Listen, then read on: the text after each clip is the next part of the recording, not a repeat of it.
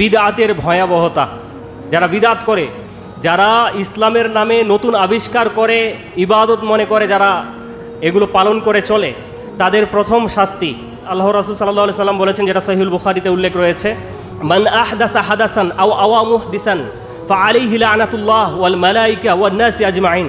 যে ব্যক্তি কোনো বিদআত করলো অথবা কোনো বিদআতিকে প্রশ্রয় দিল, বিদআতকে সাপোর্ট করলো, বিদআতিদেরকে বিদআত করার সুযোগ করে দিল, তার প্রতি আল্লাহর অভিসম্পাদ, ফেরেশতাকুলের অভিসম্পাদ, দুনিয়ার সকল মানুষের পক্ষ থেকে তার জন্য অভিসম্পাদ। লা ইউকবালুল্লাহু সারফান ওয়ালা আদলান। তার ফরজ নফল কোনো ইবাদতই কবুল হবে না যে বিদআত করবে। প্রথম শাস্তি। 2 নম্বর শাস্তি, যেটা সহিহ তারগিবে উল্লেখ রয়েছে, ইন্নাল্লাহ তাআলা হাজাজাত তাওবাতা আন কুল্লি সাহিবি বিদআতিন হাত্তা ইয়াদা বিদআতাহু।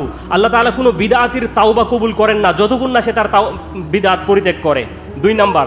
3 নম্বর, যেটা আল্লাহ রাসূল সাল্লাল্লাহু আলাইহি সাল্লাম বলেছেন, যেটা সহিহ বুখারী সহিহ মুসলিমে উল্লেখ রয়েছে, যে ইন্নী ফারাতুকুম আলাল হাউদ। কিয়ামতের দিনে আমি হাউজের পাশে, কাউসারের পাশে আমি অবস্থান করব। মান মাররা আলাইয়া শারিবা।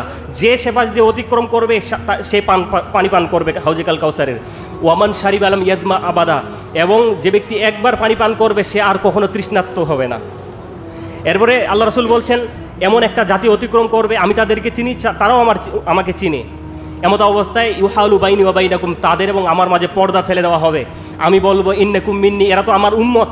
আল্লাহ রাসূলকে বলা হবে, ইন্নাকা লা তাদরি মা আহদাসু বা'দাক, আপনি জানেন না আপনার মৃত্যুর পরে এরা ইসলামের নামে নতুন নতুন ইবাদত বানিয়ে চালু করে তারা পালন করেছে।